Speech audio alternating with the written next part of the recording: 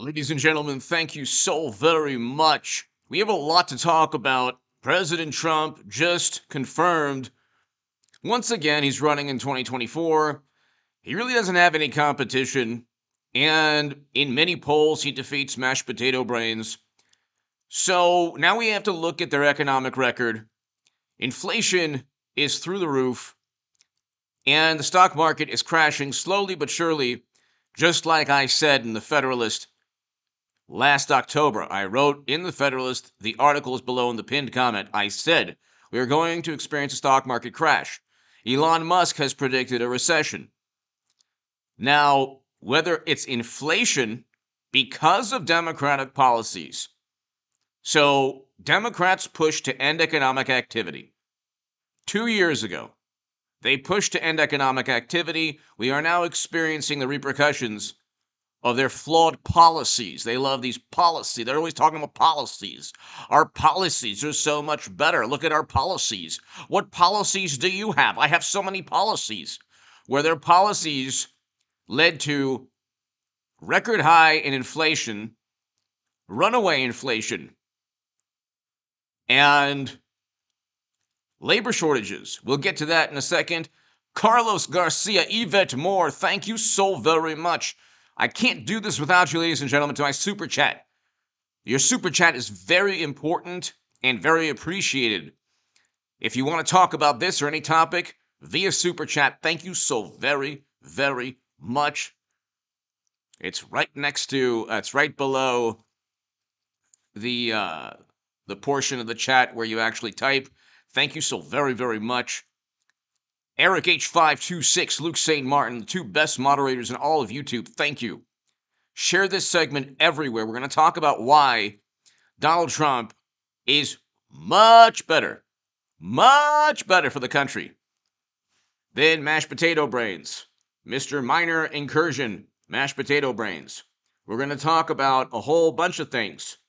So hit subscribe to this channel, subscribe to the Stock Market Crash channel. Unfortunately, it's aptly named. And we're going to, throughout this segment, let's hear the actual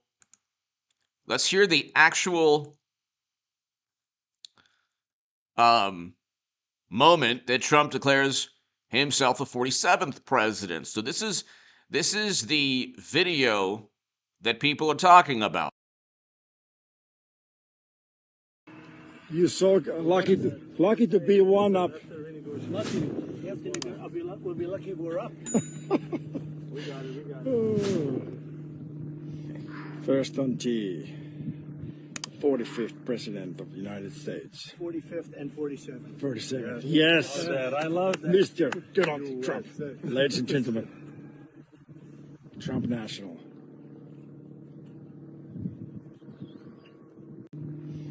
First on T, 45th President of the United States. 45th and 47th. 47th. Yes. I love that. Mr. Donald Trump. Ladies and gentlemen, Trump National.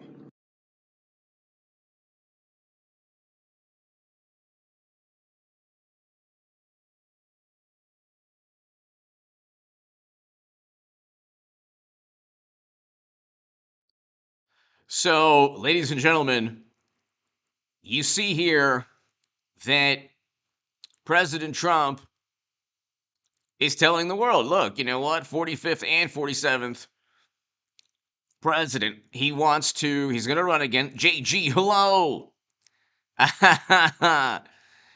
He's going to run again, ladies and gentlemen. He's already told everybody.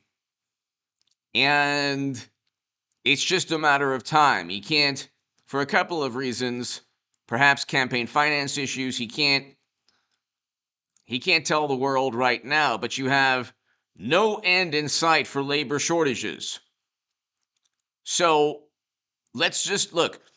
They talk about alleviating childhood poverty. That's the big thing on the left, alleviating childhood poverty. They caused the poverty rate in general to increase in Trump's last year. Okay, they caused the poverty rate to increase because they shut down economic activity. They caused the poverty rate to increase. They shut down economic activity.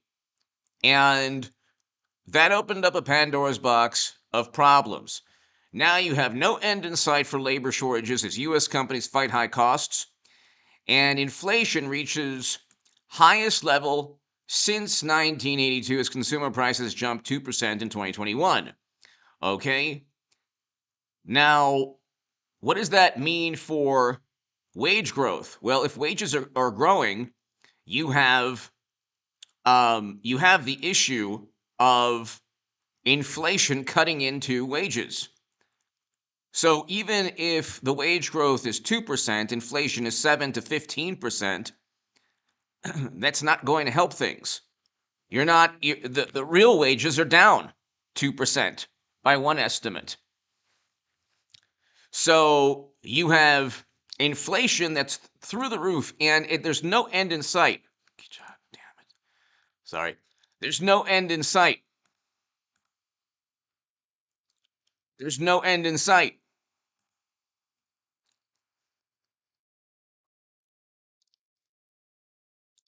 And you have inflation through the roof. You have a huge problem, ladies and gentlemen, with the economy in general. The economy is not working. So Biden's poll numbers are in the tank. Biden's poll numbers are absolutely in the tank. And the question is, well, why are they in the tank? They're in the tank because this economy does not work. And Carlos Yvette, thank you so very much. This economy does not work for the average person. Okay, they've been displaced from their job. You know, inflation is causing people to experience poverty once again because stimulus checks have ended. So they cause the poverty and then they say, well, we're going to give you stimulus checks. They prevent economic activity. Then they say, we're going to give you stimulus checks. They prevent economic activity. They stop people from working. Then they say, well, we're going to go ahead and provide you with an eviction moratorium. And it's like, just because there was a consensus among liberal economists, or I should say, liberal authorities, officials, unelected officials in multinational organizations or government organizations that said, well, we need to tank the U.S. economy, that doesn't make it right. You can't just simply fall back on this consensus saying, well, we had to. It was you know what. It was you know what. It's like, well, no, that's not the case. You can't go ahead and blame you know what. You can't say, well, because of that, it was unprecedented. No. Your response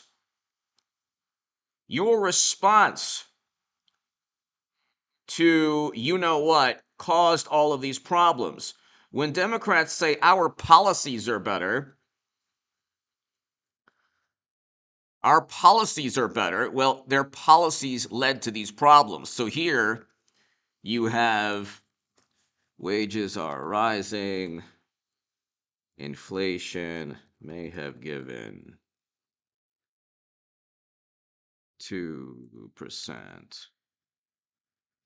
So here you have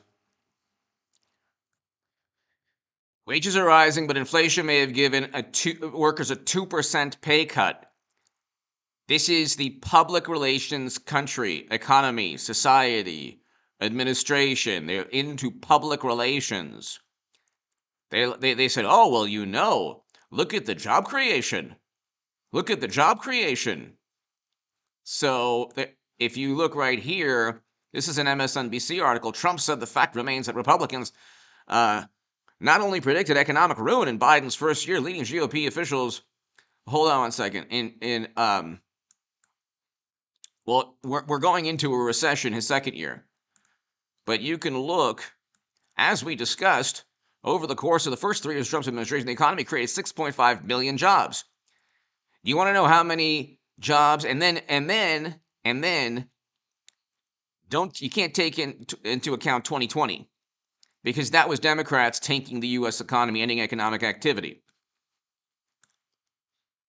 If you look at President Obama, he had 8.9 million jobs in 8 years.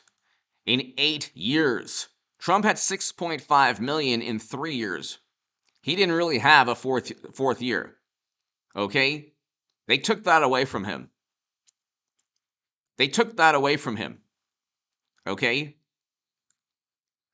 Yvette Moore. If you get more out of listening to H.A. Goodman than you do from buying a bottle of water and I can afford it, show our host some love. Thank you so very much. Very kind of you. Yvette Moore, thank you so much. J.G. David Von Kettering. Hello, David. I don't give you enough love, David. I want to thank you, David, for just being here all the time. And thank you. Yvette, you are awesome. So kind of you. Thank you for your support on Patreon. And just thank you for always being here, and your support means a lot to me. And I thank you very, very much. And thanks for the kind words. JG, always an honor and a pleasure. Thank you. So Yvette, thank you so very much. So kind of you. But Yvette, what they do in this country is we are all about, well, half the country, Republicans too, but mainly Democrats, are all about public relations. Look how well we're doing. Look at us. Oh, look at the numbers. But they miss context. They lack nuance and context. Paul, hello. Hello, everybody here. Trump had 6.5 million jobs. Okay, 6.5 million jobs created in 2017, 2018, 2019. You want to know what the inflation rate in 2019 was? Less than 2%. It went down.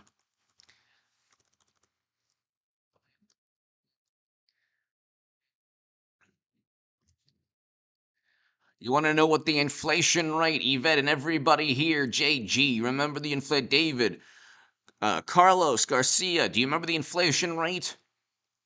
The inflation rate was 1.81%, a decline of 0.63%. Okay, we had inflation declining.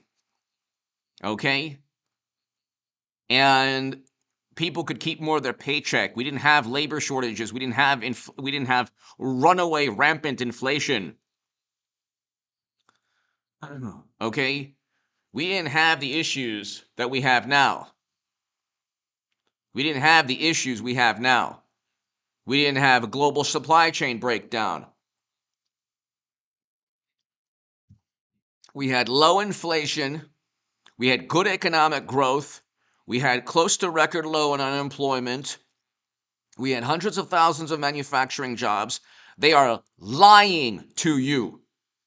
Democrats and the pundits and a great many of the 2 million to 3 million subscriber YouTube channels that are progressive, they're lying about the economic record of Biden and Trump.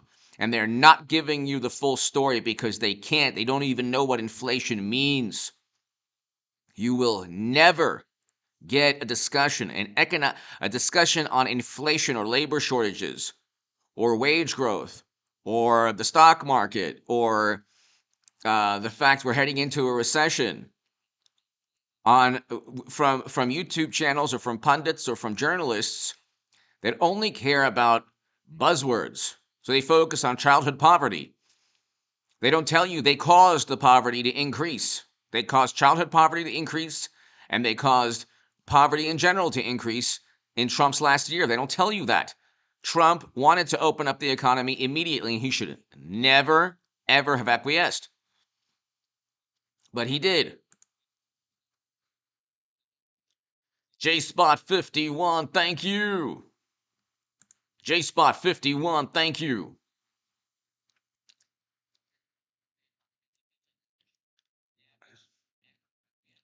So, Yvette, thank you so much.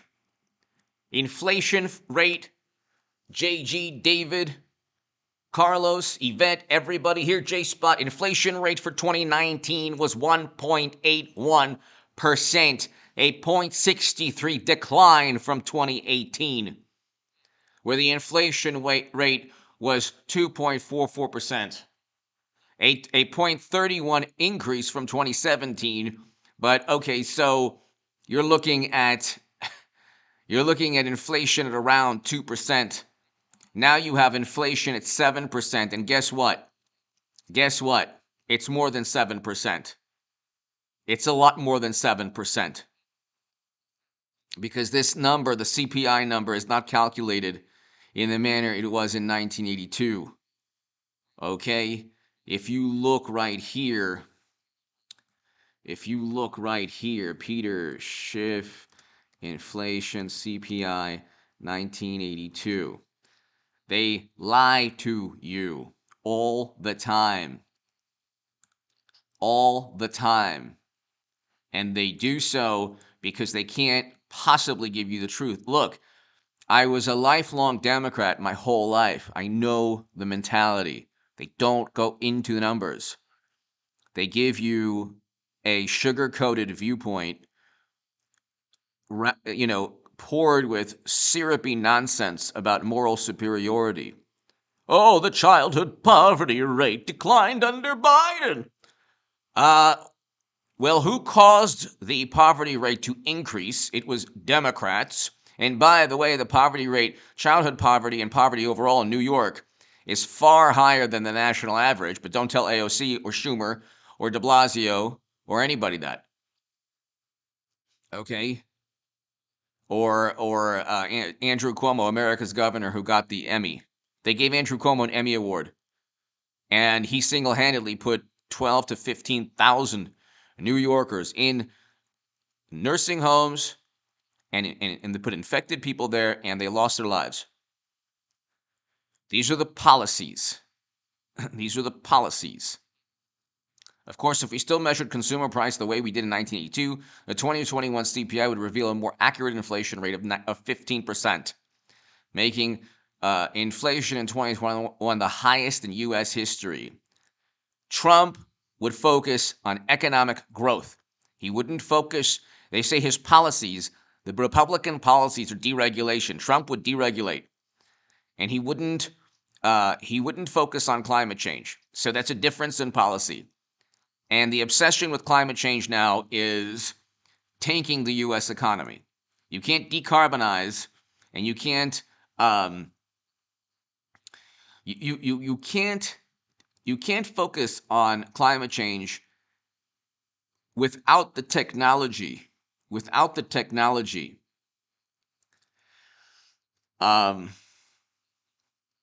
Without the technology you need to actually evolve.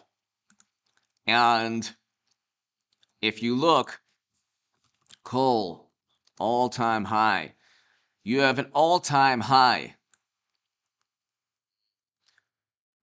Coal-fired power generation on track to hit all-time high this year. Why is that? Why do you think that is? Why do you think that is?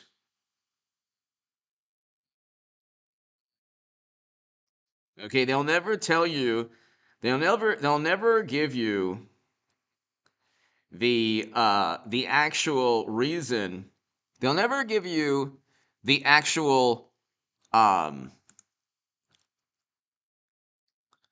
they'll never give you the actual entire story. So they focus on, they make it more difficult to obtain natural gas, oil, coal, and then we have an all-time record high in fossil fuels. Why is there a record high in fossil fuels? Okay. Natural gas, double.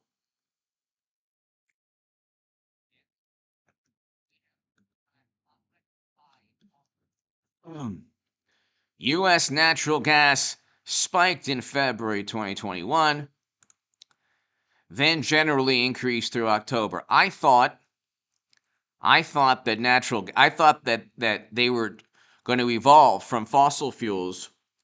I thought Biden's focus on I thought Biden's focused um, on climate change would make us evolve faster. Okay, heating bills are up everywhere. The cost of natural gas is almost double in the US. It's 5 times in Europe. Home heating sticker shock. The cost of natural gas is up 180%. Okay?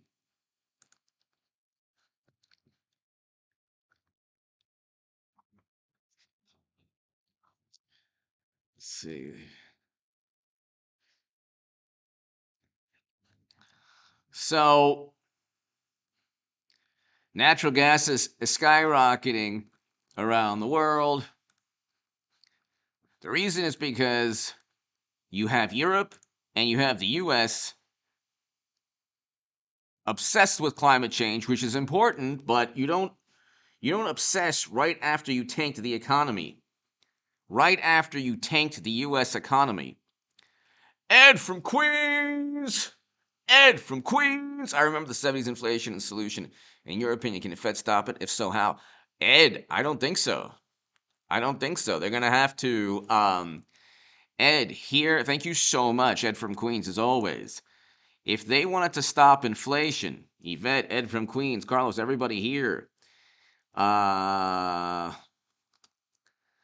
they would have to. If the Fed wanted to stop this inflation, it would need to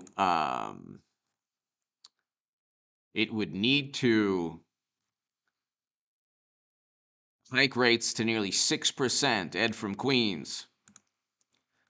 So that's the only way. That's the only way. If you wanted to stop inflation, you would have to. Okay, that's how bad it is. It's only going to get worse. Ed, everybody here. We're heading towards a recession. You can't look.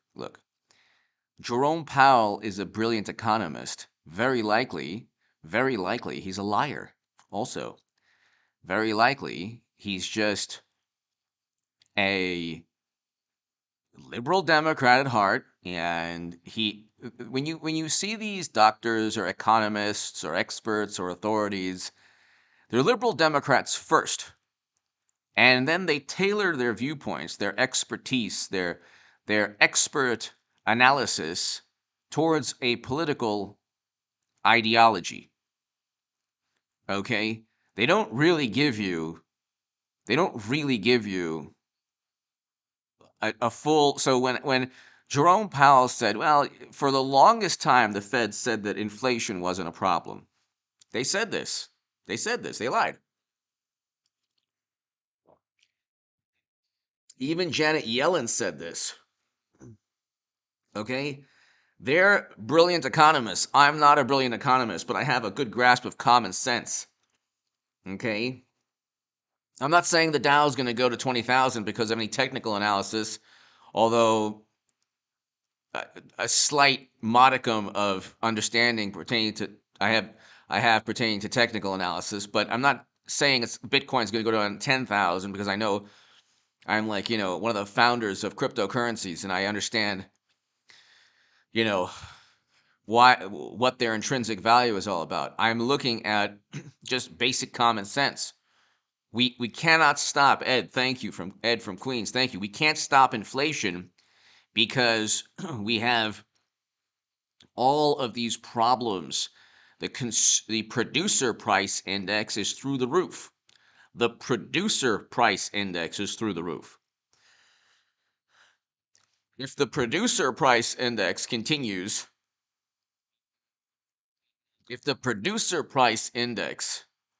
to increase because of labor shortages in key industries and also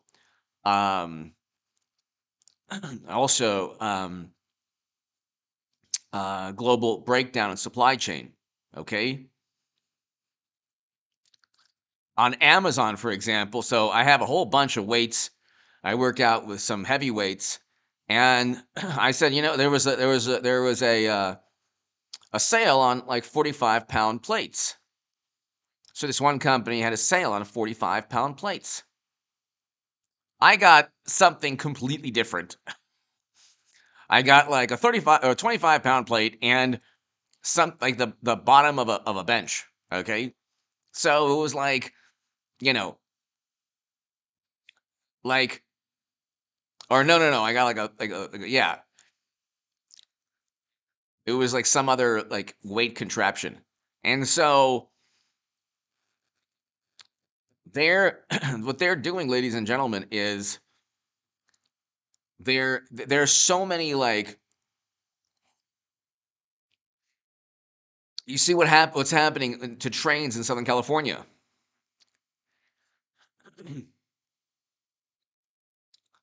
Exactly, JG, exactly. So you see what's taking place. You see what's taking place. We don't have a supply chain that's working.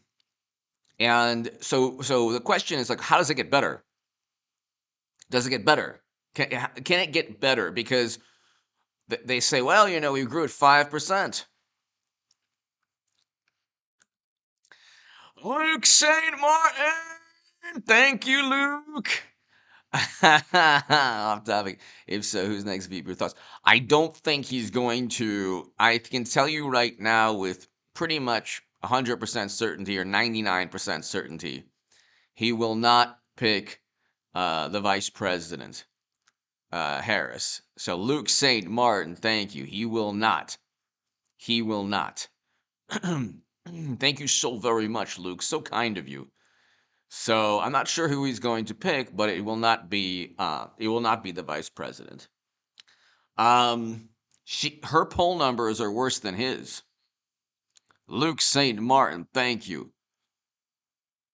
Irish Mexican, hello. JG, hello. Luke St. Martin, thank you so much for being an amazing moderator and for just your support always. Eric H526, thank you.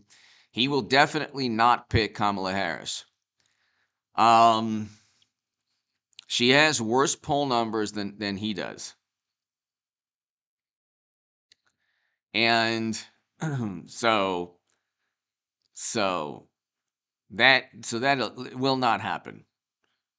Definitely will not happen.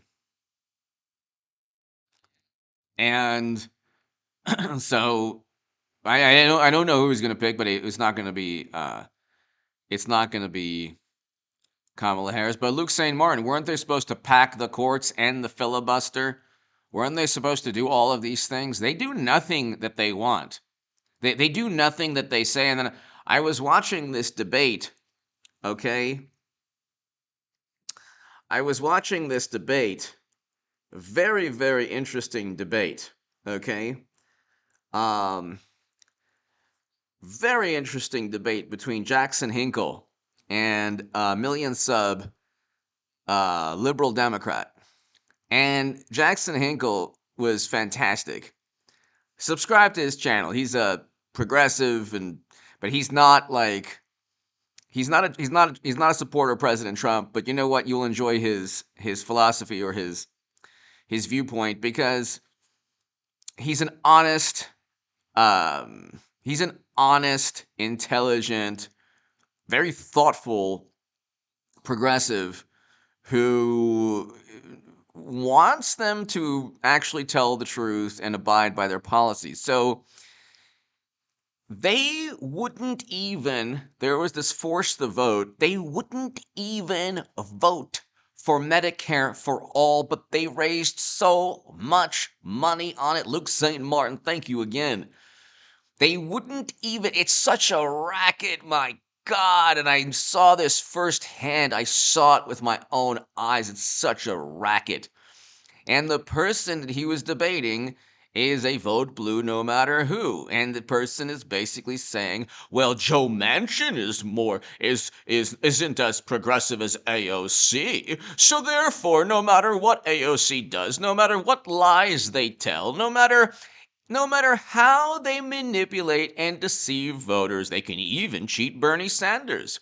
They can even call a fair, neutral primary and completely railroad Bernie Sanders and actually choose a nominee before even having a primary. They can do anything.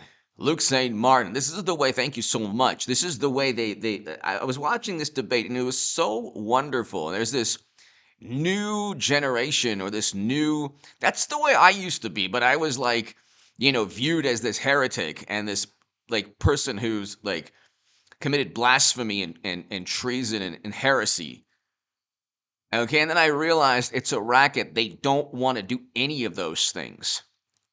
Okay, whether AOC wanted to implement or pass a Medicare for All bill or whether she didn't, the bottom line is she won and made money, and they all made a lot of campaign donations and $20 million in venture capital funding and subscribers and all that stuff from promising policies ending the filibuster, Medicare for all, Green New Deal legislation, student debt.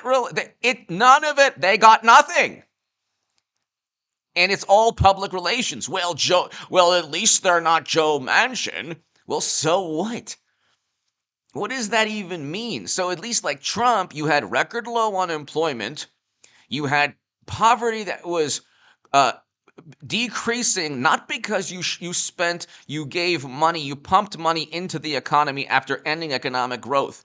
Democrats pumped money into the economy after forcing economic growth to halt, to cease to exist. And then they say, oh, look, we're there for you. You caused it. Don't tell me how you took my car to the shop after crashing my car into a tree.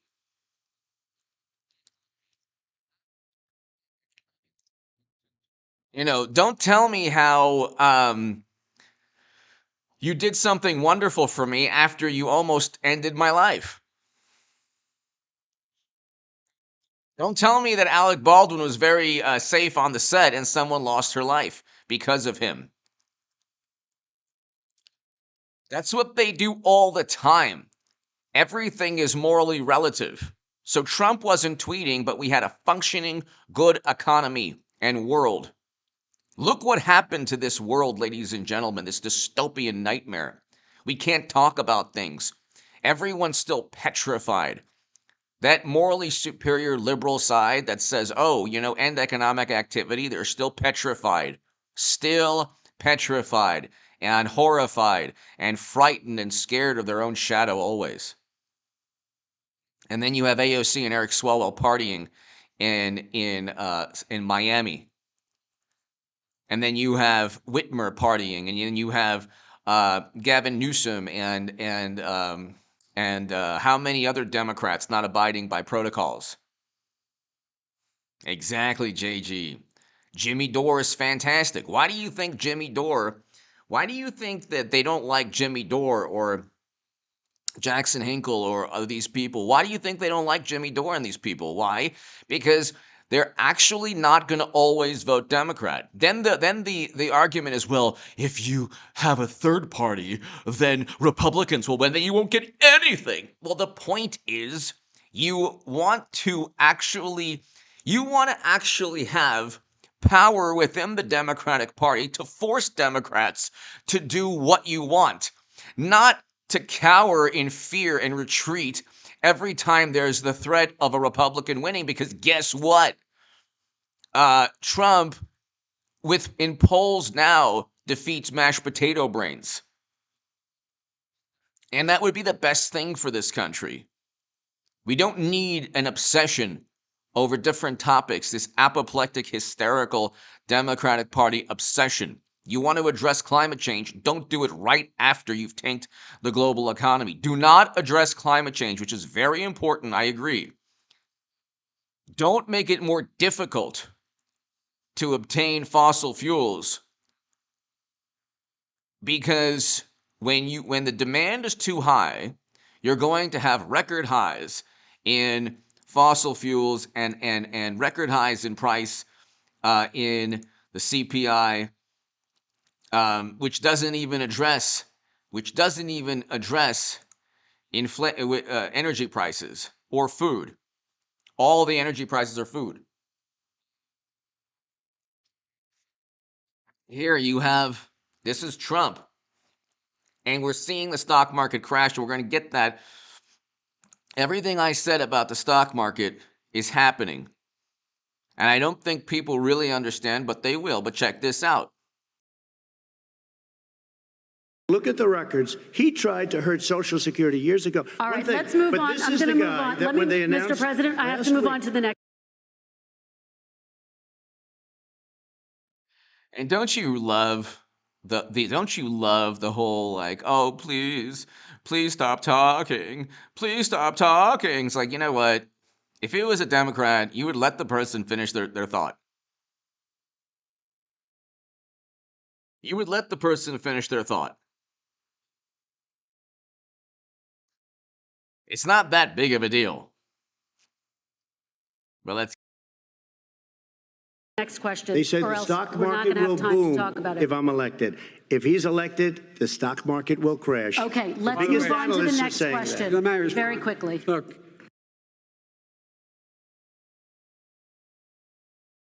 Was he not right? Was he not right?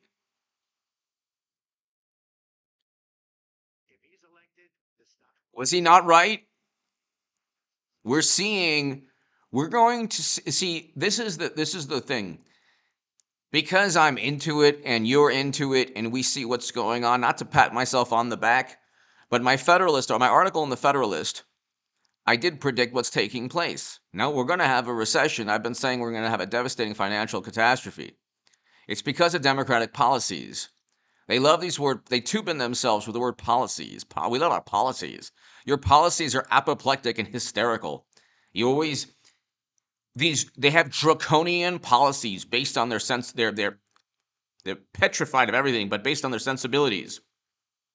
They get a fabricated consensus.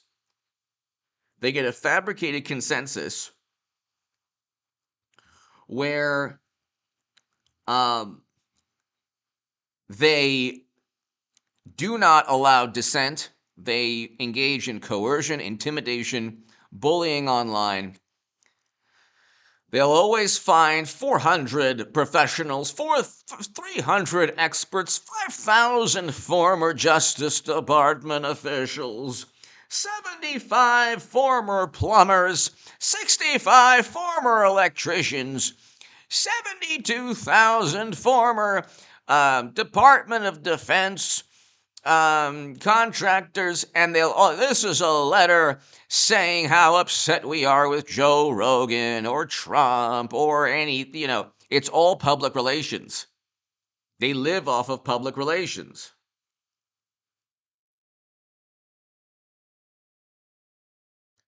They live off of public relations. They have a fabricated consensus. And then they create these myths they truly believe in. There was an absurd article in the Washington Post about how this is how warped and twisted. Hold on one second. Let's just see. The inflation rate we saw less than 2%. Okay, hold on. So here, let's see if I can see this absolute nonsense. This absolute nonsense. The most irrational, nonsensical thing you've ever heard in your life. This is what happens when you have media as an extension of the Democratic Party. Listen to this. This is absolutely absurd. Okay, let's see if we can just... Okay. Russia's looming invasion of Ukraine shows why Trump impeachment was necessary and proper. What? What are you talking about? Was there an invasion during Trump's tenure, his 4 years in office? No, it's happening under mashed potato brains. How do they spin everything? In football, if I don't win the championship, I can't say, hey, we've won the championship. It doesn't work like that in sports. It doesn't work like that. If I strike out, I don't say I just hit a home run. You see? I had a good at bat because I struck out. That's what they do. They spin everything. And then look at this. Look at this. This is unbelievable. They believe this nonsense. In a July 2019 call, Trump pressed Ukrainian President Zelensky to investigate not only Biden, but also a discredited theory that Ukraine, no, he didn't press anybody. He didn't press anyone. President Zelensky himself stated there was no pressure. Okay? Here, President Zelensky stated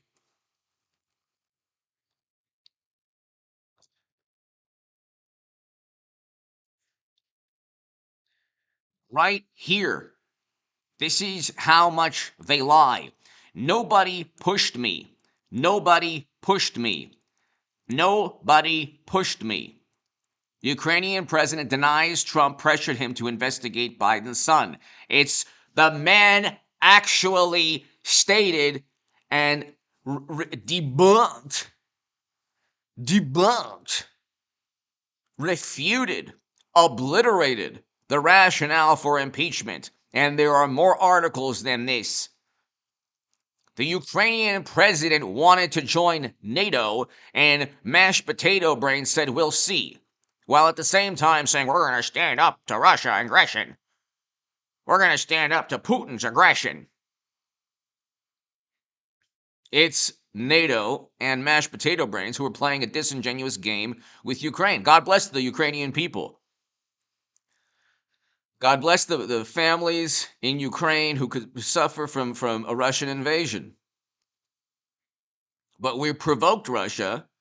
We had no intention of allowing Ukraine into Russia, but NATO and the U.S., unfortunately, wanted to convey this fantasy that we would be totally fine with Ukraine into Russia. Oh, but they're too corrupt. But they're not corrupt enough for Hunter to make millions. They're too corrupt to join NATO, but they're not that corrupt when it comes to Biden forcing out a prosecutor that happened to be linked to the company his son was working towards. So this is the lie they tell. It's a blatant lie. They believe in their own myths. You understand? So here,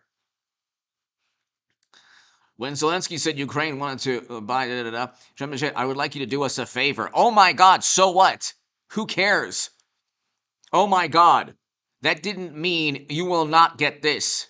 Wink, wink, nudge, nudge. They eventually got the armament, but it's never enough. Do you understand? When Biden says, when mashed potato brain says, I withheld $1 billion until that prosecutor was kicked out, that was because he was trying to help them.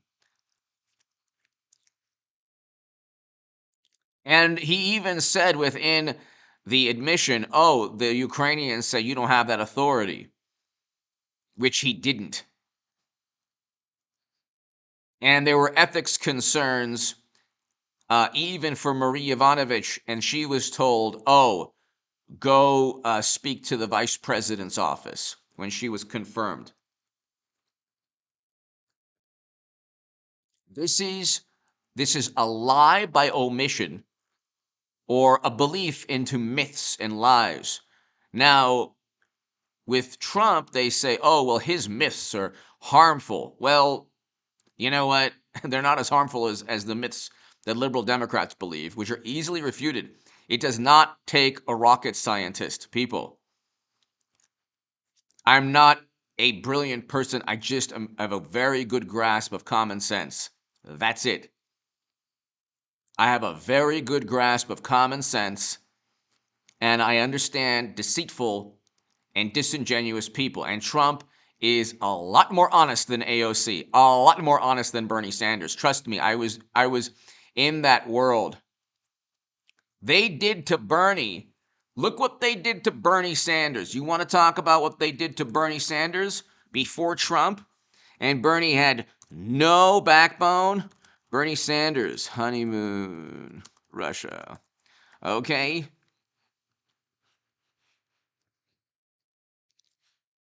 Let's see.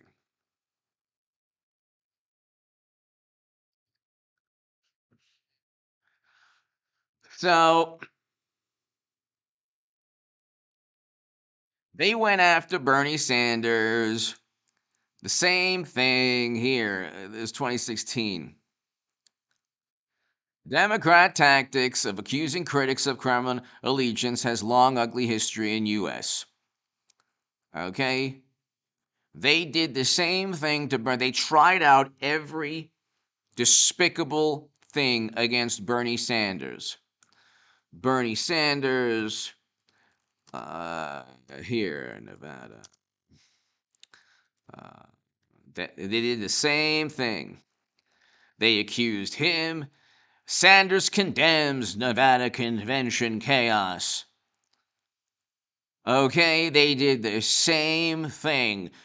Bernie Sanders was a chaotic supporter of the Kremlin. Okay, before Trump was.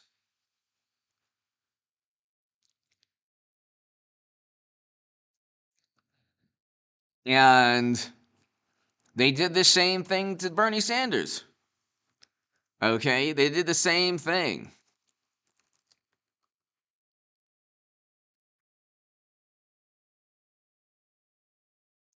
Oh, here. Bernie Sanders briefed by U.S. officials. Russia is trying to help us. Oh, Russia, if you're listening, hey, Putin. Hey, rootin' tootin' Putin. Listen to me. I know that you are trying to support my campaign, but I want you to know that I don't want your help, okay, everybody? Is that good enough? Is that good enough? You promise you'll give me a fair chance in Iowa in 2020? Okay. They did. It's a racket. It is it's. I mean, and then you have, this. Bernie Sanders says, "Oh, Bernie Sanders says his team in 2016 saw effects of Russian anti-Clinton campaign." Yeah, that was the Russians.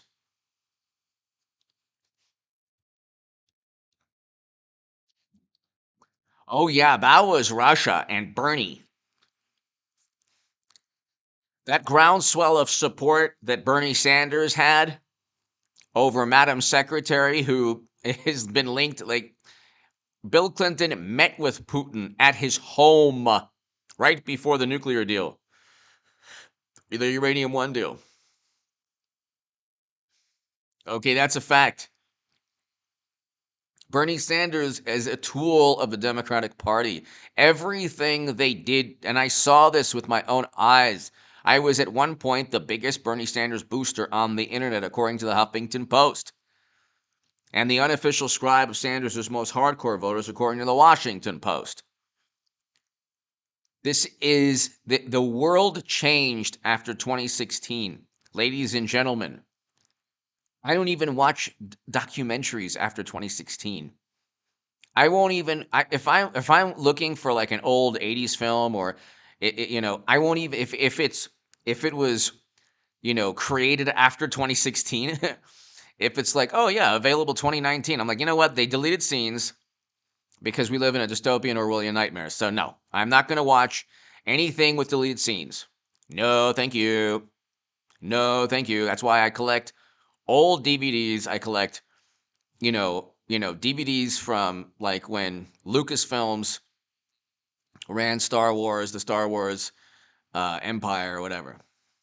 I'll watch, you know, a DVD from like 1998 if I want to see E.T. or the original Harry Potter films or whatever. Because everything is like liberal sensibilities have ruined everything. Everything. You can't even watch. Go watch the original Star Wars or Empire Strikes Back or Return of the Jedi. They've added scenes. It's terrible. JG, thank you. And JG, even back then when I was a Bernie Sanders supporter, there were people, let's say, quote unquote people, let's say, JG, that didn't like my viewpoints then. If you don't give your life to the dogma that says vote blue no matter who, you are a heretic. Luke St. Martin, thank you so very much. To my super chat, thank you.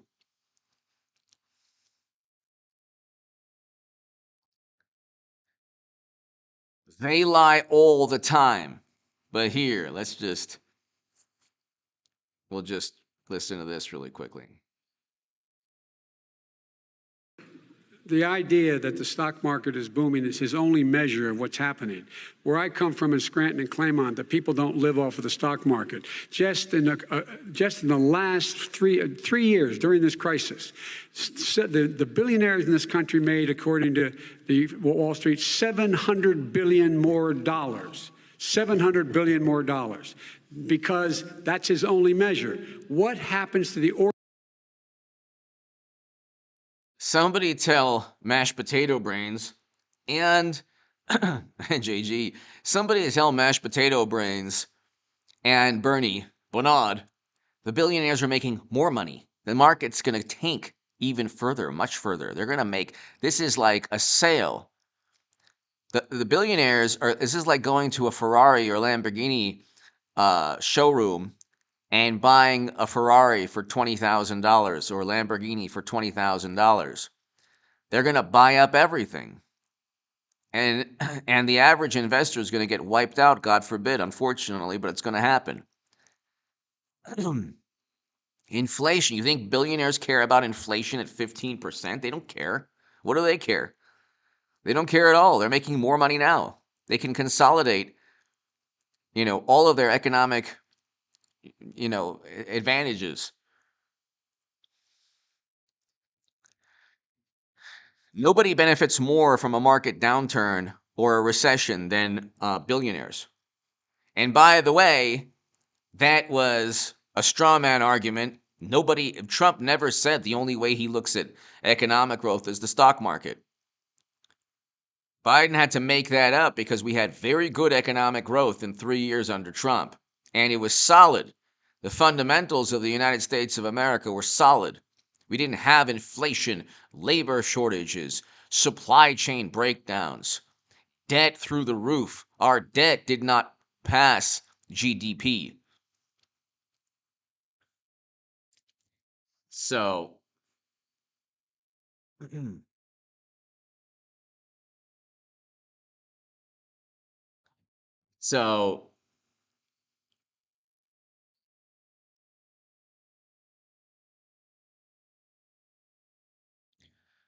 I mean, did he not predict it? Look, you can listen to it right here. You can listen to it right here. He says it right here. He tried to hurt Social Security years ago. All right, let's move on. I'm going to move on. Mr. President, I have to move on to the next question. They said the stock market will boom if I'm elected.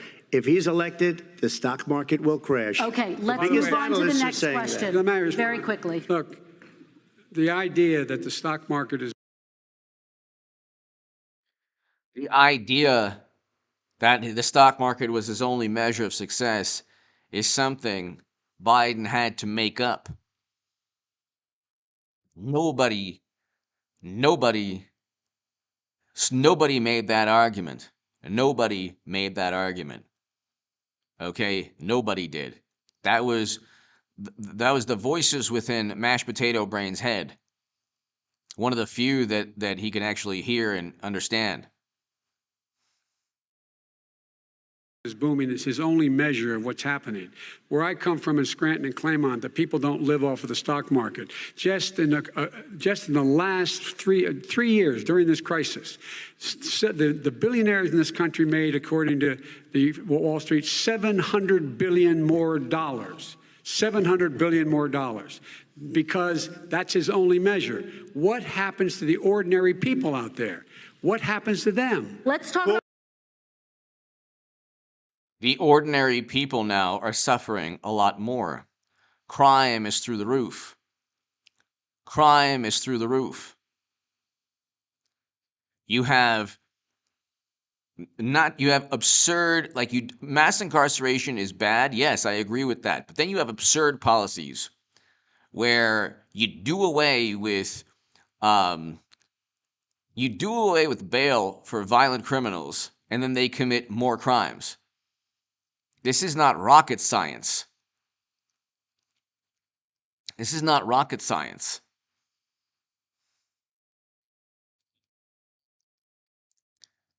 And it's like all of these problems are taking place under Biden's watch, under Democrats, and the media is so quick. The media in the United States is there for one thing, as a public relations monstrosity to defend Democratic Party policies. That's it. That's it. If we had a functioning society, but under Trump, we had a functioning society, but you know what? But you know what? The media melted down. Media melted down. And media melted down, and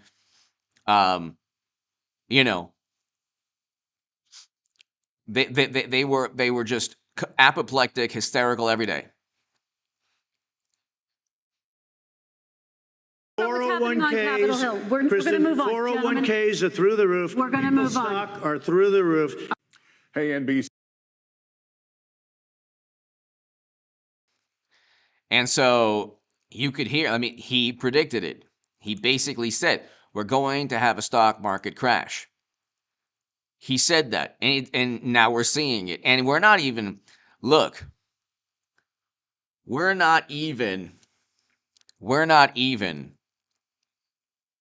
anywhere close to, when the Dow gets to 20,000 and Bitcoin gets to 10,000. Remember, I told everybody this, because you see what's taking place. How many people in politics, I watch a lot of channels also, some pretty cool stock market channels, and a lot of them have been saying for a while, we're going to have a stock market crash. How many people in politics were published in a publication? I was published in the Federalist last October. I don't want to pat myself on the back. I'm not right about everything. I'm right about a lot of things, but how many people in politics, the $20 million venture capital people, how many liberal Democrats on YouTube predicted a stock market crash that we're seeing now? Now, how about none? How many conservatives? But Democrats, they never imagined any of this would take place. You have to understand something. If we were all living in poverty, with ICBMs flying above, about to descend upon us, and lightning, if you're in your car trying to imagine this dystopian nightmare, imagine you're in your car. It's the middle of the night. It's raining. There's a snowstorm. Whatever. Horrible weather. Lightning strikes your car. ICBMs are above from Russia, about to descend. A grizzly bear jumps on your hood. You know, the ground opens up from an earthquake, and your car's about to descend into the bottom of the earth. You get a text message, you know, telling you that, you know, we have photos of you and we're going to put them on Instagram unless you pay us $10,000. Which, by the way, always say, yeah, go ahead, put them up. Who cares? I mean, every single possible thing that could possibly happen. And the last thing that the morally superior friend of yours in the passenger seat will say, as suddenly some, you know, subterranean monster opens up its gigantic jaws and devours your car while the ICBMs are descending and there's a lightning strike and, you know, there's 10 grizzly bears on top of the hood and you're falling down. And there's, hey, at least Trump's not tweeting. At least Trump is not tweeting.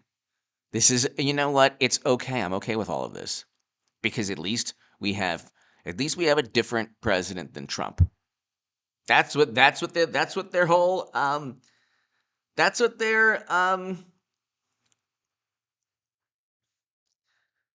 exactly, David. That's what their whole thing is about.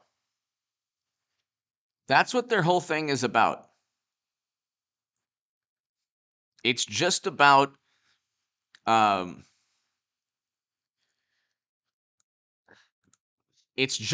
public relations. They're obsessed with Trump.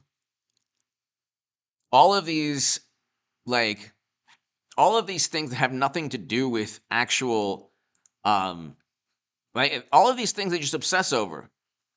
Well, let's listen to this.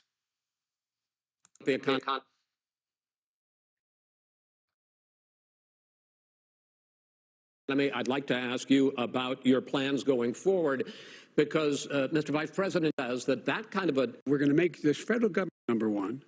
Just take a look at what President Trump says that kind of an increase in taxes is going to hurt the economy as it's just coming out of a recession. Well, just take a look at what as the analysis done by Wall Street firms points out that my economic plan would create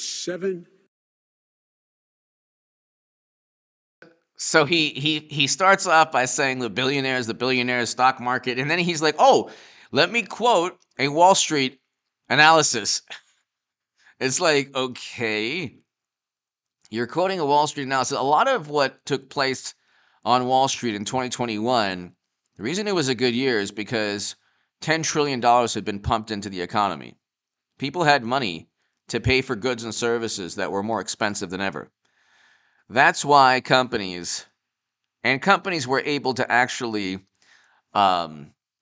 utilize money from the government as part of their profits. Tap into money that they received from the governments and say, oh, look, we have record profits. So that was 2020 was an artificially inflated stock market and economy. And still the economy was barely functioning. Actually, barely functioning. And now we're into 2022. We're actually going to head towards a recession. And we're going to see a much more catastrophic stock market crash. million more jobs than his in 4 years, number one. And number two, it would create an additional $1 trillion in economic growth because it would be about buying American. That we're going to make this federal government spend $600 billion. Sorry about the echo. He doesn't care about buying American. That's not what he cares about. That's Trump's thing.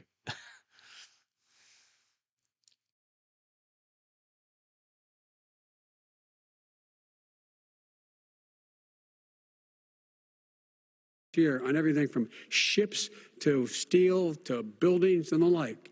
And under my proposal, we're going to make sure that every penny of that has to be made.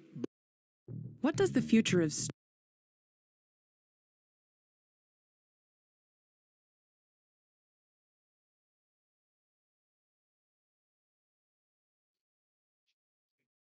Sorry about that. So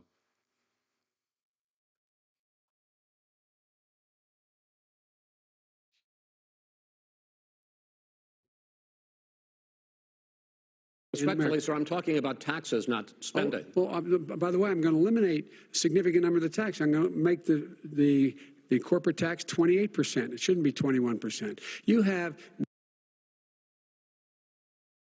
you want to know what the National Association of Manufacturers said about the 28% corporate tax? They said it would lead to 1 million jobs lost. 1 million jobs lost. Okay? Uh,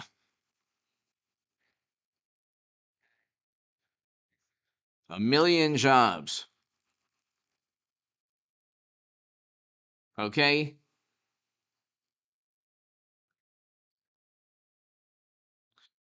Trump made 29 false claims. 1 million tax increase. This is the National Association of Manufacturers. Okay? The 28%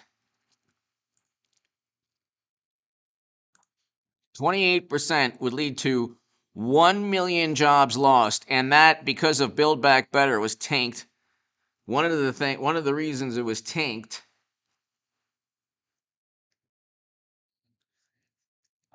was because it would completely stifle economic growth and hurt manufacturing and other sectors.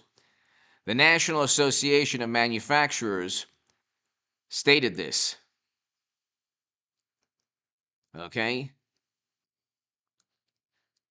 So, but nobody's going to fact check Biden on these things, or nobody is going to put two and two together. Everything's like theoretical. Everything's theoretical to them. Oh, well, we're just going to raise taxes and that'll pay. It's like, no, you're raising taxes, you're stifling economic growth, you're ending economic activity, you're focusing on climate change, you're making everything more expensive. You don't have the technology to focus on climate change like 100%. So oil, natural gas, coal, fossil fuels are at all-time highs. Inflation is through the roof.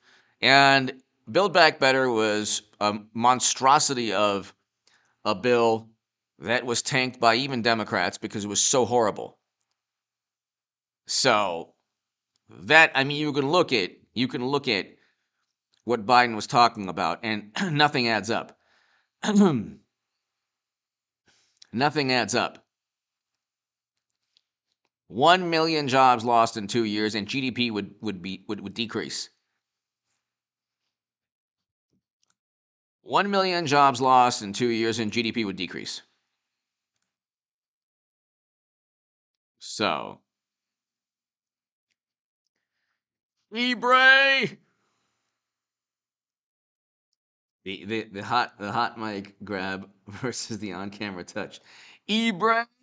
Thank you, Ebre. Thank you. Thank you, Ebre. To my super chat, thank you. You helped me tremendously do this. Thank you. So, I mean, you see what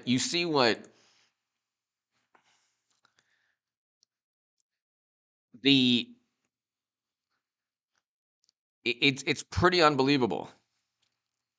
It's pretty unbelievable. Like, they don't really care. Like, he's not focused on economic growth. He's focused on a bucket list of liberal, liberal Democratic Party objectives. So, climate change, check. Increase taxes, check. Not being Trump, check. But Trump would actually allow economic growth. We would rebound much. We would have rebounded already if it was Trump. He'd cut taxes. which, by the way, you're running record deficits now, so don't talk about cutting taxes and deficits. At least cutting taxes increases economic growth. There's a direct correlation. And so he would focus on cutting taxes, deregulation, which is what Republicans generally do, which is what we needed. Maybe not all the time. Maybe it doesn't work all the time. Maybe you don't need that all the time, I agree. But it would have worked to get us out of the economic quagmire that Democrats caused with their apoplectic, hysterical, irrational, counterproductive reaction to you-know-what. 91 companies, in the Fortune 500 who don't pay a single penny in tax, making billions of dollars. Why didn't you do it billions before when you were vice president with Obama? Because you, in fact, passed that. That was your tax proposal. I got it done, and you know what happened? Yeah, you got it done. Our economy boomed like it's never boomed. The economy is Mr. busted. President, Let me finish. Mr. President, let me pick up on that. You would continue your free market approach, lower taxes, more deregulation, correct? Not lower taxes for the American people. Not lower taxes for the American people. Yes, lower. Everyone's taxes were lower. This is also a lie. Everyone's taxes were lower under Trump. Everyone's was. Every tax bracket paid less. The issue is that in whatever you do economically, billionaires will benefit the most. Billionaires will make more money than everyone in a recession. They'll make more money. They'll save more money than everyone in taxes. So that's part of a racket. That's the Bernie Sanders racket. The billionaire class. The billionaire class. Well, the billionaire class in technology, they're the ones stifling any debate, discussion, discourse, and so they also benefit whether there's a recession or whether there's a tax break. You keep on bringing up billionaires. Billionaires is like, this is hey, look over there. It's like a sleight of hand. Oh, look at the billionaires. Who cares? I don't care. Like I used to look at the world from, there's economic justice. But what Democrats do is they create more injustice by focusing on the wrong things. Guess who owns the Washington Post? Jeff Bezos. Who do you think's smarter? Who do you think knows more about the economy? Bezos or Bernie? Or Mashed Potato Brains, who just recently, the past couple of years, got $10 million. Who do you think knows more about the economy? The billionaire class, you're talking about the Washington Post is an extension of the Democratic Party. It's owned by a billionaire now. A billionaire who's very likely more liberal, or maybe he doesn't care, but he sees that liberal ideology is pretty much the mainstream. Or I should say, at least the prevailing mentality in D.C. So you have a billionaire who owns the Washington Post, billionaires who run social media companies. They're generally liberal Democrats. Then you have Bernie and Mashed Potato Brains talking about how the billionaires have too much influence or they're making too much money. It's like this racket is so easily broken down. It's unbelievable. It is unbelievable. But here. But in Obama's, you talk about the economy booming, it turns out that in Obama's final 3 years as president, more jobs were created, 1.5 million more jobs than in the first 3 years of your presidency. What is that? How is that?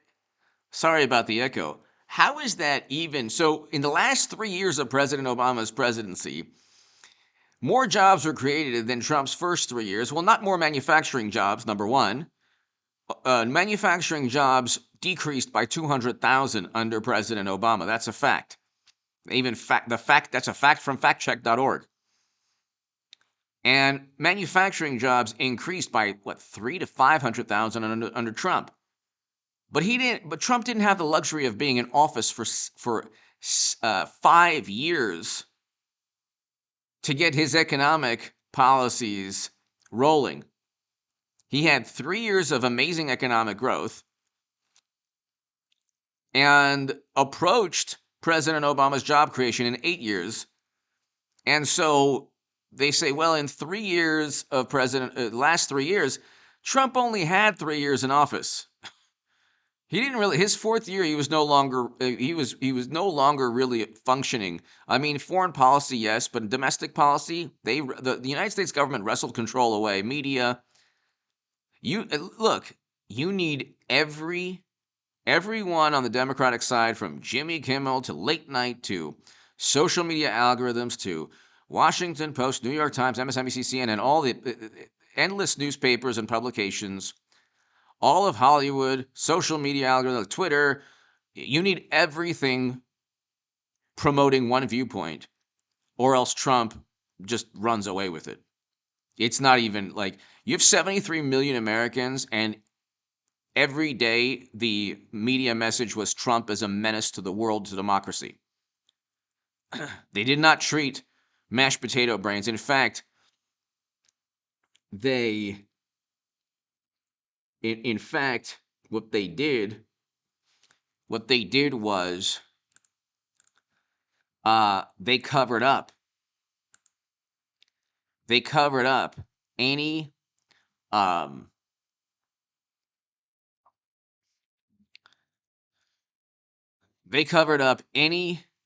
controversy.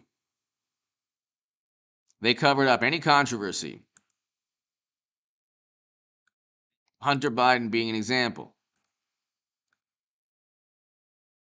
Had the slowest recovery since economic recovery since 1929. It was the slowest recovery. Also, they took over something that was down here. All you had to do is turn on the lights and you pick up a lot. But they had the slowest economic recovery since 1929. Let me tell you about the stock market. When the stock market goes up, that means jobs. It also means 401ks. If you got in, if you ever became president with your ideas, you want to terminate my taxes, I'll tell you what, you'll lose half of the companies that have poured in here will leave, and plenty of companies that are already here, they'll leave for other places. They will leave, and you will have a depression, the likes of which you've never seen. Look. Is the man wrong? We're heading towards an economic recession. The Fed cannot stop inflation because they helped create the inflation. Is he wrong? Is he wrong? Is he wrong? Is the man wrong? Janet McGuffey! Janet, you're so sweet. Thank you. Janet McGuffey! Thank you so much, Janet. So greatly appreciated. Thank you. Thank you. So greatly appreciated. Janet McGuffey. Very, very, very kind of you. As always, Janet, thank you.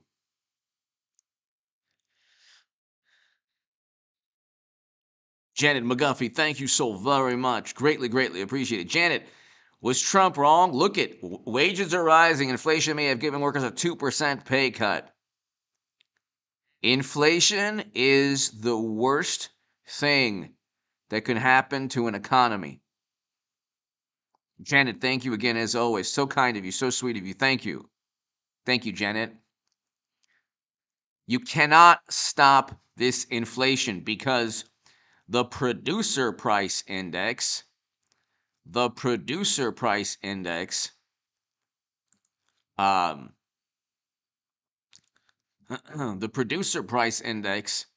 is through the roof because of key labor shortages and because of supply chain breakdowns.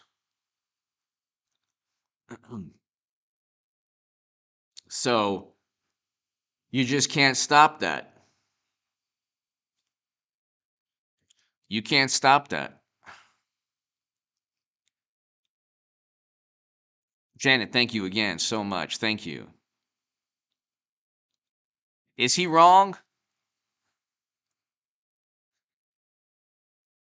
JG, exactly. We're going straight down. And you look, ladies and gentlemen, and look, Janet, thank you again. This is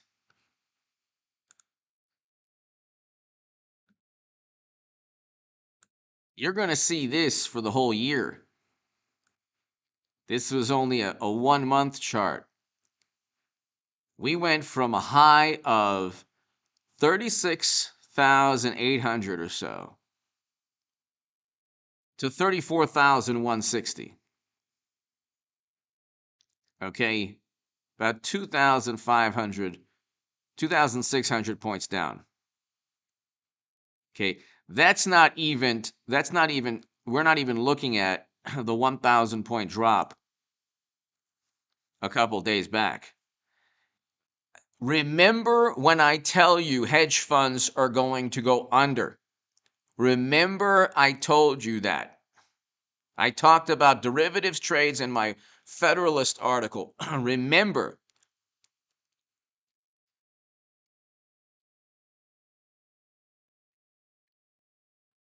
Janet McGuffey, thank you. Remember I told you hedge funds, they're going to get $30 billion margin calls like Archegos. They're over leveraged. Many people don't realize that the sky is actually falling. They think this is just a correction.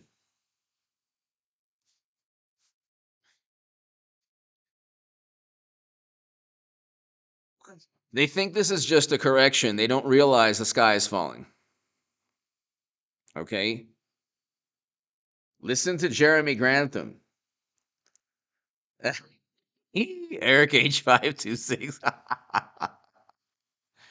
Eric, save some turnips and radishes for me. Okay? I'm going to come knocking at the door when the dystopian nightmare happens in a couple of months. You see Eric's like, who's at the door? It's H.A. Goodman.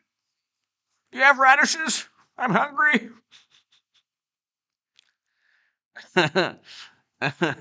Eric has a garden, and he has all these vegetables and fruits and stuff.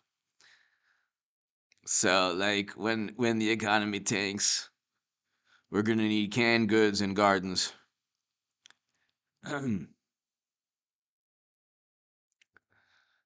Save some turnips for me, Eric.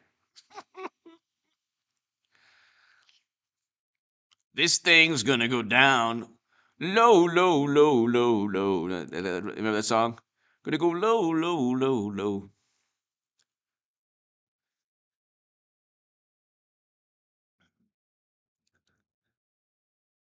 This is like, oh my God, Trump DeSantis VP, game over. He needs to pick DeSantis as VP. Oh my God. Oh my God.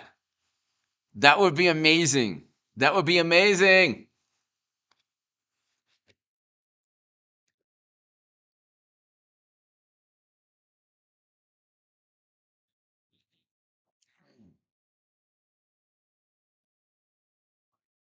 Janet, thank you again.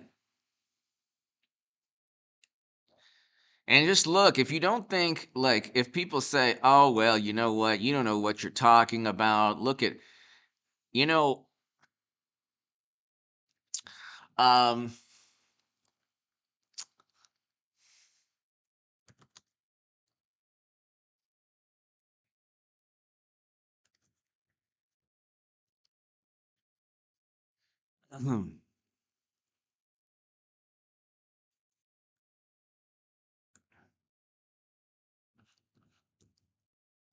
okay, there's this really funny mentality that, oh, well, Microsoft isn't trading at a high PE ratio. So Jeremy Grantham is wrong. Yeah, well,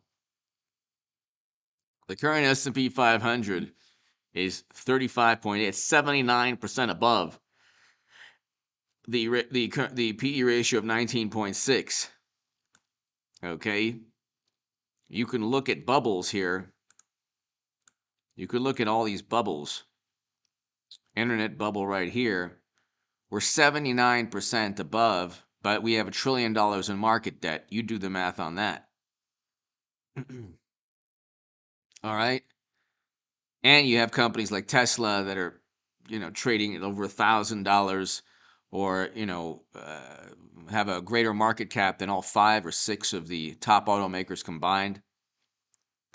So, right here, okay, the PE ratio of which is used to look at to see if a company is valued appropriately or overvalued.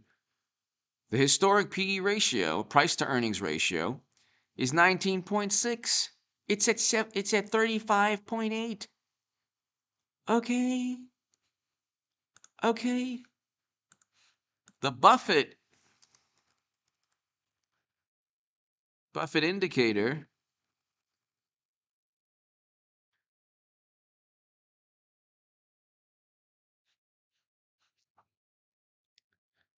is at 202%. Okay.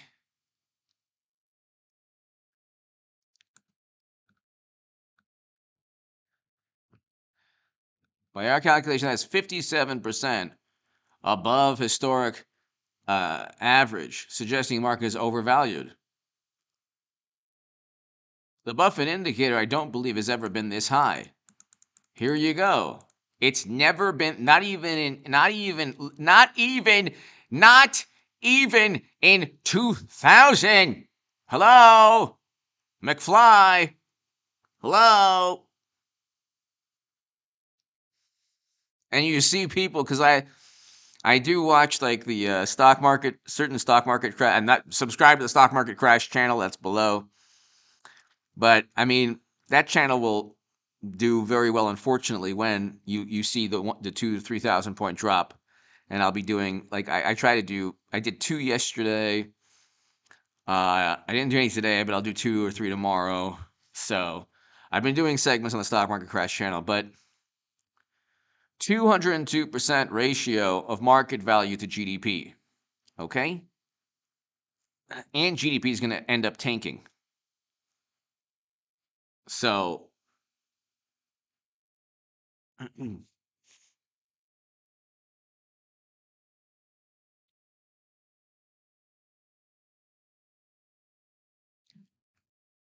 so it's like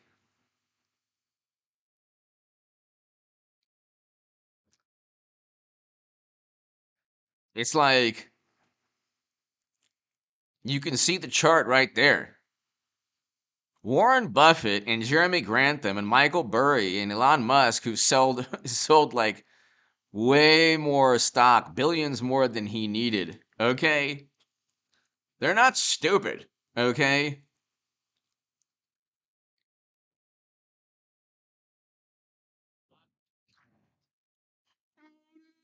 Odin loves you. Thank you, Odin.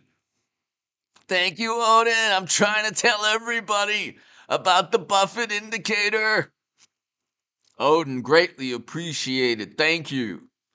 Thank you, Odin. Thank you. Thank you so very much. Greatly, greatly, greatly appreciated as always. Janet, Odin, thank you. Everybody here, thank you. Yvette, thank you.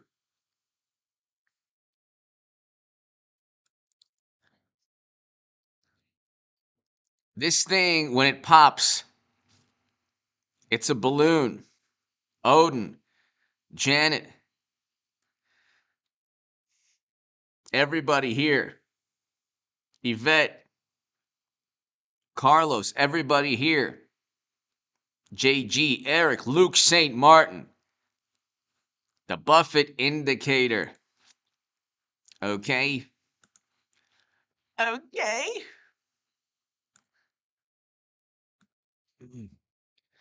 Buffett indicator.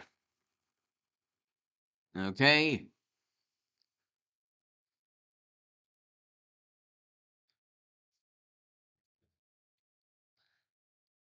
The Buffett indicator all-time high.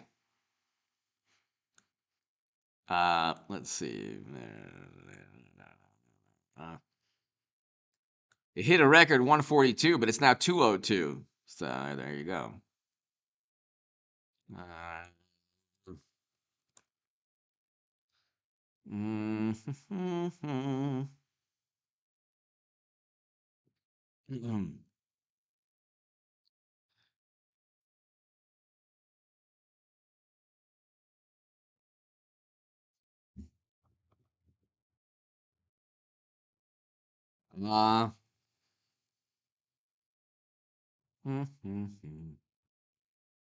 Here we go. Buffett indicator. That's why my channel's not growing. Everybody else talks about cool things, and I'm talking about the Buffett indicator. Poor me. Odin, Janet, everybody here. Odin, everyone's talking about interesting things. I'm stuck with the Buffett indicator. Can you imagine someone's like stumbling upon my channel? What's this? H.A. Goodman? Buffett indicator. I'm going to bed. I'm going to bed. What's this weirdo talking about? It's uninteresting weirdo. Warren Buffett's go-to market gauge hits 211%. Yeah.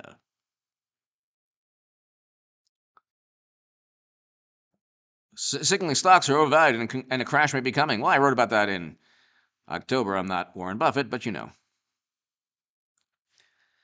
Warren Buffett's go-to gauge hit 211%. It's now 202.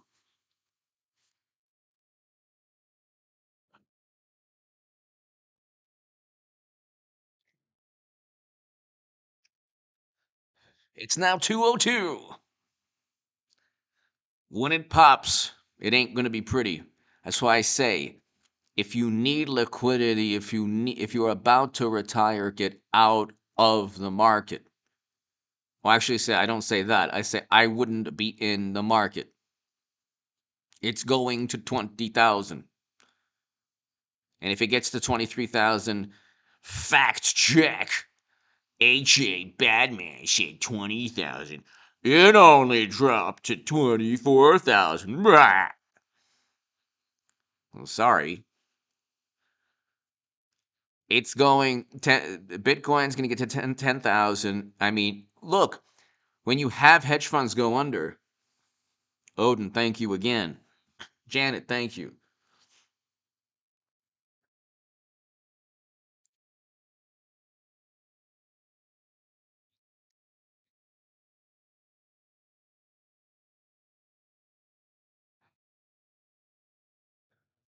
It's like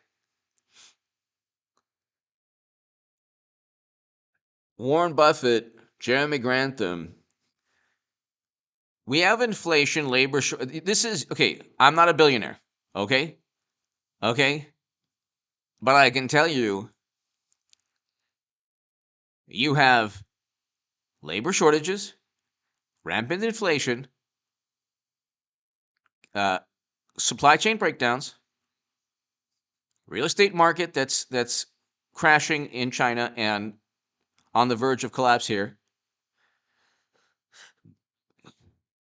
$1 trillion in margin debt.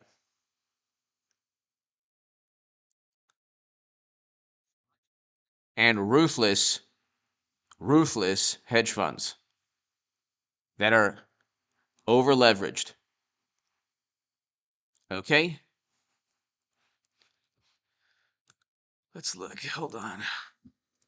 Margin debt.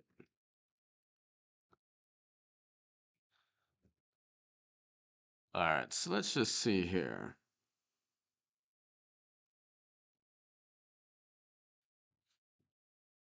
Still $1 trillion, around $1 trillion.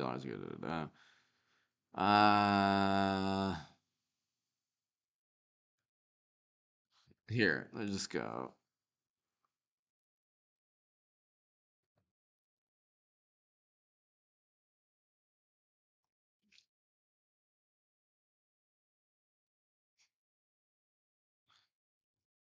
When you have these $30 billion margin call, okay? $30 billion margin call. This was last year. Okay? You're going to have a lot more problems. A lot more problems.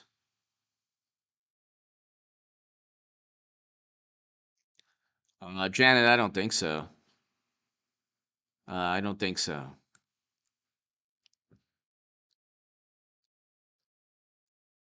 But when you have $30 billion margin calls,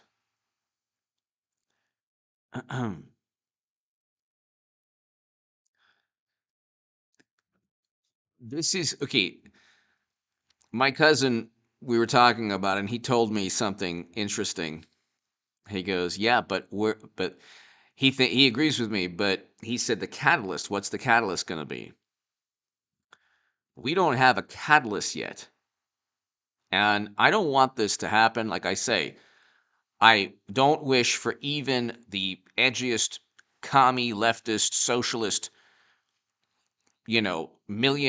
millionaire socialist Twitch streamer to lose money. I don't want any of these people to lose money. If you make $1 million from talking about communism, I don't even want you to lose money in the market, which you're probably in Bitcoin or crypto or Ethereum. I don't want anyone to lose money because that's,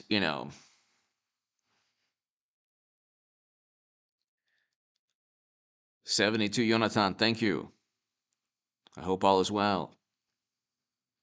I don't want even my enemies to lose money. Mad cow. Good day, Chick. I think so. To my viewers in Australia, New Zealand, thank you. Mad Cow Mark. The next evolution of the United States, if Trump doesn't save us, is Canada. Mad Cow Mark, thank you. Mad Cow Mark, Odin, Janet, thank you so very much.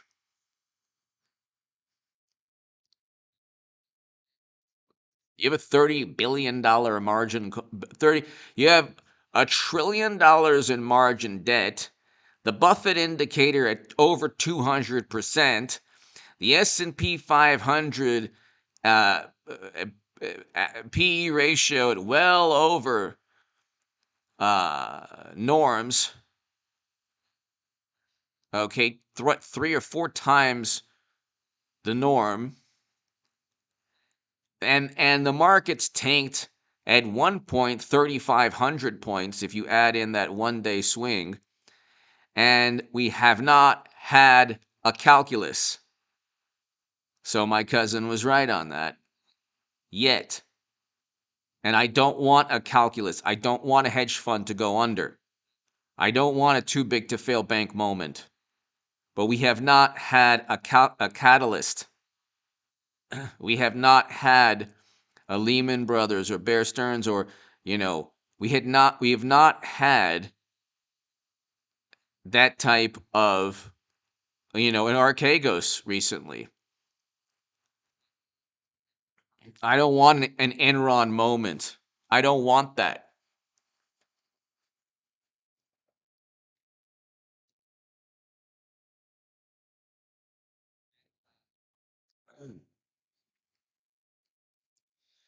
I don't want that. I don't want my enemies to lose money.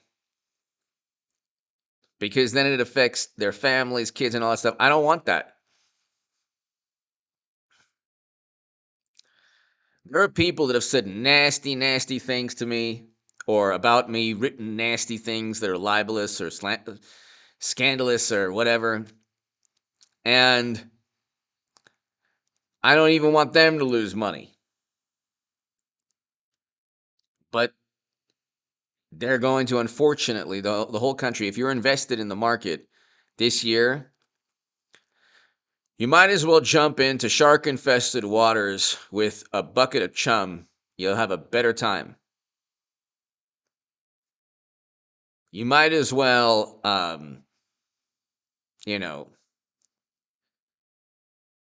you might as well just run into a brick wall, or I don't even know what. You'll have a better time.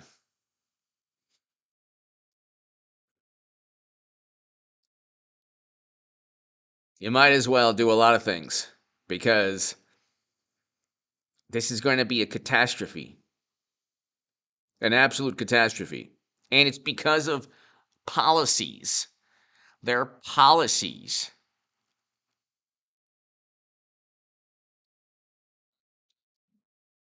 Democratic policies cause this.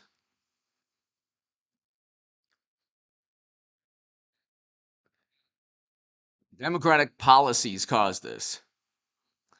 And this is the thing, how many people on Wall Street right now are like the Archegos hedge fund? Probably a lot. Probably a lot. You're going to see a lot of these you're going to see a lot of these moments, because when oh Lord, the Buffett indicator is here.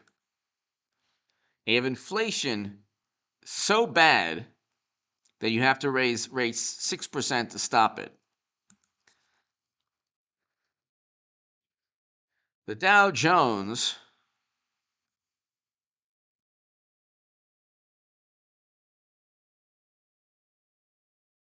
is here.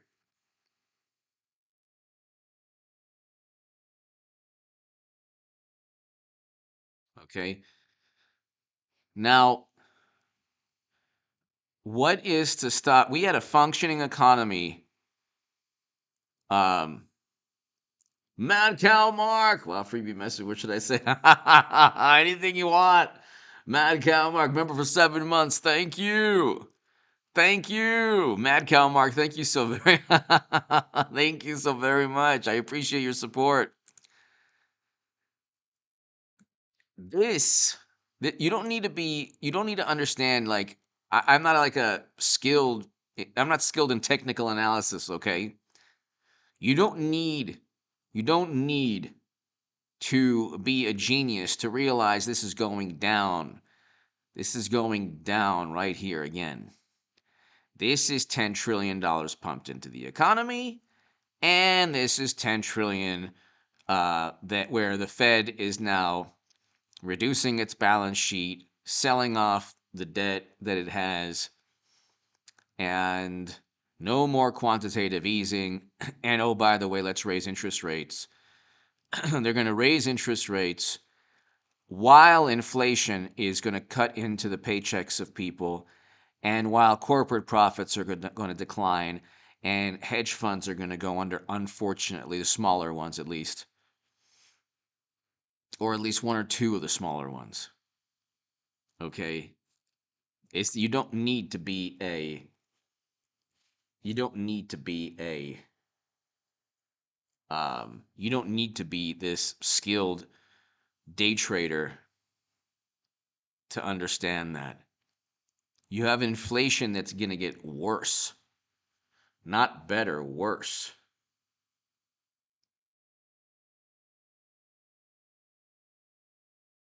Inflation is going to get worse. I remember speaking to some friends when Trump was in office who didn't like Trump, and they're like, well, how about real inflation?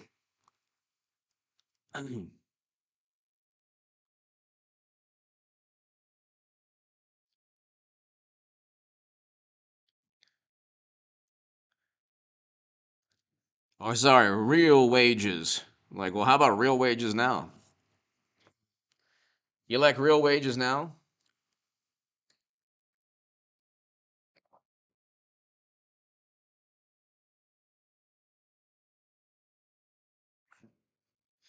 People are losing 2% on their paycheck. E-Bray! At least I won't be surprised when the ICBM's flight takes a Yes! E-Bray! But when the ICBMs fly, remember though, E-Bray, remember that um, wages in relation to inflation. When the ICBMs fly, you're going to get wonderful, morally superior liberal Democrats saying, at least Trump isn't tweeting. At least Trump isn't tweeting.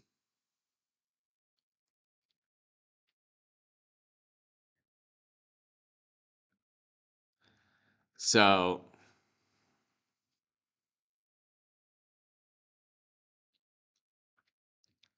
Ebrey, thank you.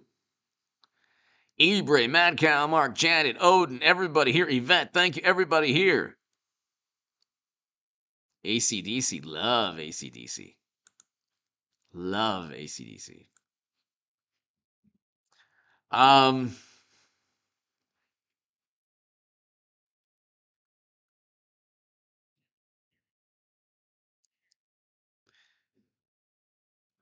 This one year, you know, January.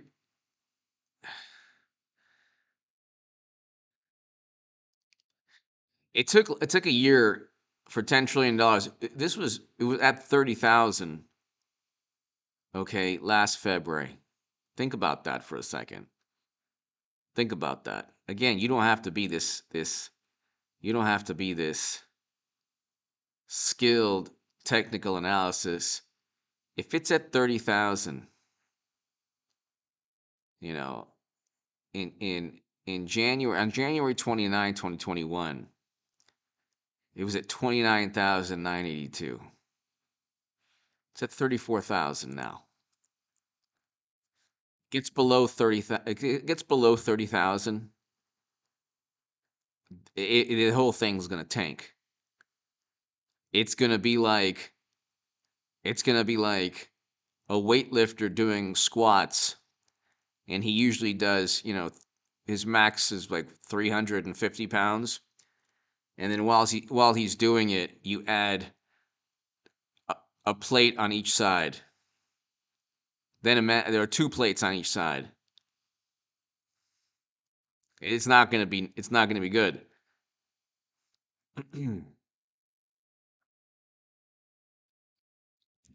Let's look at the futures. The futures will probably be up, which is meaningless.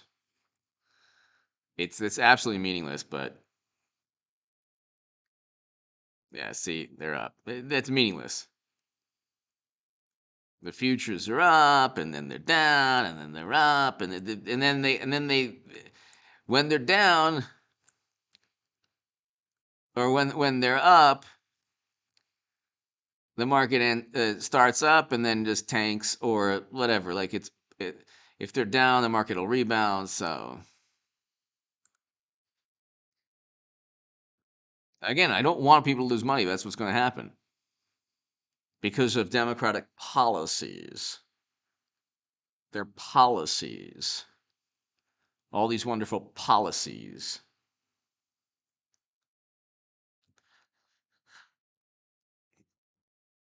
Ebrey, thank you.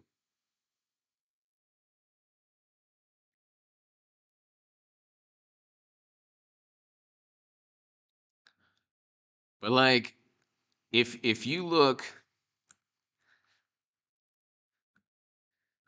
um,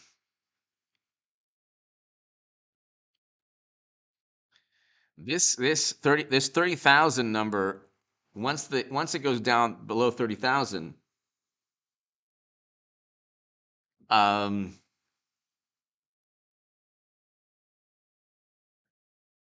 you're probably going to see a pretty steep decline in a short amount of time. J-Spot.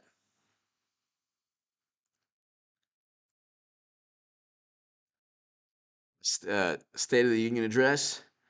Let's see. I'm not sure.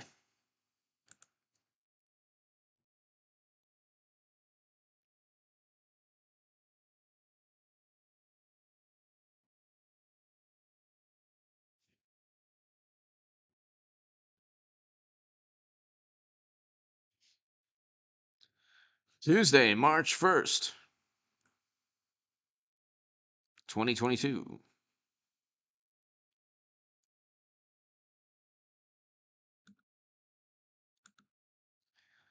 J-Spot, thank you. Tuesday, March 1st.